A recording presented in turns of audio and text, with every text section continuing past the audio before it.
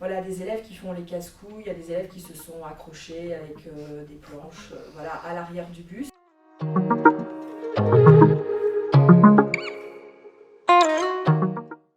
Bienvenue à la radio Les Feux. Aujourd'hui, on se retrouve pour parler du Dynamo avec Hugo. Et qui gagne.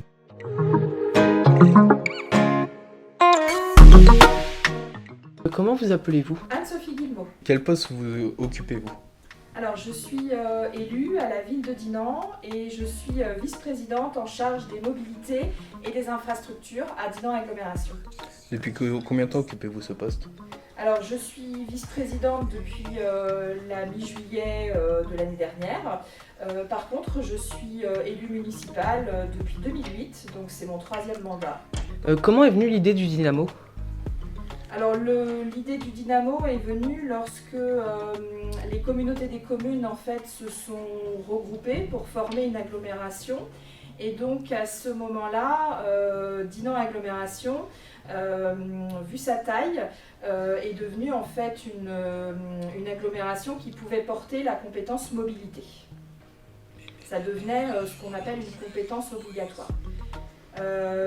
Pour vous expliquer peut-être les choses simplement, chaque strate, que ce soit les communes, les communautés des communes, les départements et les régions, ont des compétences propres, des compétences spécifiques qu'on appelle des compétences obligatoires et ensuite ils peuvent prendre aussi, selon les politiques qu'ils veulent mener, des compétences optionnelles. Donc là, la mobilité est aujourd'hui, vu la taille de notre agglomération, une compétence obligatoire. Et comment est-ce financé ce projet? Alors en fait, un service de bus comme le Dynamo est financé par ce qu'on appelle le versement transport. Alors communément on l'appelle le VM dans le jargon, qui est le versement mobilité. Donc c'est une contribution en fait des entreprises du territoire de plus de 11 salariés. Donc ils contribuent à hauteur d'un taux de 0,40 multiplié par la masse salariale de leur entreprise. Donc c'est l'ensemble des entreprises du territoire qui contribuent à cela. Et donc on a dans le budget de l'agglomération, on a un budget propre qui est le budget transport et donc on finance toutes nos actions mobilité sur ce budget transport. En moyenne, combien un bus de type Dynamo coûte? Alors ça c'est difficile de répondre sur le coût du bus parce que nous ne gérons pas directement en fait les bus. On passe des marchés publics et nous avons donc un délégataire qui gère l'exploitation des bus. Donc pour moi, il est difficile de vous répondre sur le coût d'entretien du bus parce que tout ça en fait est compris dans le marché avec notre délégataire qui est donc la CAT Transdev. Comment prenez-vous les décisions? Alors, ça dépend de la décision en fait, ça dépend aussi de l'engagement financier qu'il y a derrière la décision. Je peux en prendre certaines moi-même en tant que vice-présidente, voilà, sur des questions du quotidien, des questions assez simples. Par exemple, on me demande une modification d'arrêt. Bon, voilà, je peux prendre cette décision-là de modification d'arrêt. Après, on a aussi une commission aménagement. Donc, en fait, on est divisé en plusieurs pôles au sein de Dinan Agglomération. Donc, moi, en tant qu'élue en charge des mobilités, je fais partie de la commission aménagement et dans l'aménagement vous avez des élus qui s'occupent aussi de l'urbanisme et de l'habitat. Donc certaines décisions peuvent être prises dans cette commission aménagement et souvent en fait pour nous aider dans nos décisions et dans nos réflexions, on met en place en amont des groupes de travail. Donc on peut mettre en amont des groupes de travail thématiques. Là par exemple on a un gros projet qui est le plan vélo. Donc on a une série de groupes thématiques pour nous aider. Donc après, la chose peut passer en commission. Ça peut aussi passer en bureau communautaire. Alors le bureau communautaire, en fait, c'est les 15 vice-présidents qui se réunissent autour du président. Et donc on décide ensemble, au nom du conseil communautaire, on fait des propositions de certaines choses. Et puis après, selon l'ampleur du sujet et du dossier, ça passe en conseil communautaire. Voilà, et ça peut aussi passer en conférence des maires, puisque les maires sont réunis, l'ensemble des maires de l'agglomération sont réunis dans le cadre d'une conférence des maires. Donc je dirais que ça dépend de l'engagement financier pour la collectivité, ça dépend vraiment de la taille du sujet. Donc vous imaginez bien par exemple que quand, moi je n'y étais pas à ce moment-là, mais quand le réseau a été créé en 2017, Voilà, c'est forcément, on démarre des groupes de travail, on réfléchit aux plus petits, et puis on monte au fur et à mesure dans l'ensemble des commissions. Et ça, c'est forcément déployer un réseau, créer un réseau, c'est forcément une décision qui va se prendre en conseil communautaire. Est-ce que le dynamo arrive à être rentable et votre objectif est-il atteint? Alors, je dirais qu'on ne parle pas, quand on est élu ou dans la fonction publique, on ne parle pas de notion de rentabilité. On n'a pas vocation à voilà, que ce soit des services à but lucratif, qu'on fasse un bénéfice. Nous, on travaille dans l'intérêt des usagers et des citoyens. Donc l'intérêt, c'est de développer un service de mobilité à destination de tous. Donc il n'y a pas, il n'y a pas de notion de rentabilité. On perçoit le versement mobilité, c'est à peu près 1,4 million d'euros. Et par rapport à ça, on déploie en fait des actions mobilité. Mais il n'y a pas l'idée d'être rentable, il y a l'idée d'offrir un service à la population. Combien de personnes prennent le dynamo par jour? Alors, on vous a fait un petit calcul, c'est des chiffres tout frais de la semaine dernière. Donc, il y a environ 1400 personnes qui prenaient le bus par jour avant le Covid.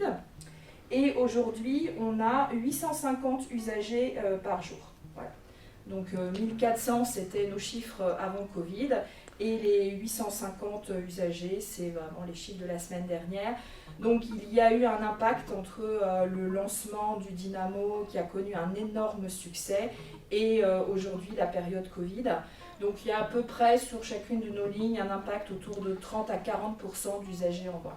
Donc il y a eu, il y a probablement aujourd'hui un report modal, peut-être des gens qui prennent plus le vélo, qui peut-être malheureusement reprennent la voiture aussi. Et puis il y a eu tout au départ, quand on a réouvert les lignes, il y a vraiment eu une place sur deux, des choses aussi au niveau sanitaire qui ont un petit peu bloqué la fréquentation. Comment vous gérez l'entretien des dynamos?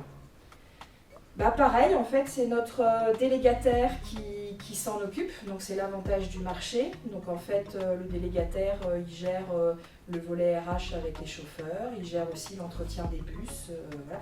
Donc je pense, c'est une question à laquelle je n'ai pas totalement la réponse, mais je pense que des groupes comme CAT, Transdev, ont carrément même, vu leur rayonnement régional, ils ont carrément des garages à certains endroits, et je pense que même eux-mêmes, font de la mécanique et l'entretien de leur bus. Quels sont vos projets à venir? Alors dans les projets à venir, il y a l'important projet du plan vélo communautaire, qui est un projet qui a démarré. Alors souvent les projets des élus, en fait, ils dépassent la durée des mandats. Donc le mandat, il est de 6 ans, donc le plan vélo, il avait démarré un peu à la fin du précédent mandat. Donc là, il y a beaucoup d'attentes sur le plan vélo, créer des boucles cyclables du quotidien, être équipé pour pouvoir faire du vélo. Ça, c'est un des dossiers importants. On a aussi un autre dossier qui est le covoiturage, où on déploie en fait des aires de covoiturage. Alors vous en bénéficierez plus tard quand vous allez commencer à travailler. Du coup, c'est d'avoir des espaces où on peut covoiturer. Donc c'est toutes les aires que l'on voit au bord des routes. Et puis c'est toute l'animation qu'on peut faire. Comment on peut inciter les gens à se décider à faire du covoiturage. Donc il y a des applis, il y a des tas de choses que l'on peut développer, des appuis que l'on peut prendre auprès d'associations pour nous aider à faire cela. Et puis, il y a aussi dans les gros projets du mandat une étude pour voir comment nous pouvons étendre les services actuels du Dynamo.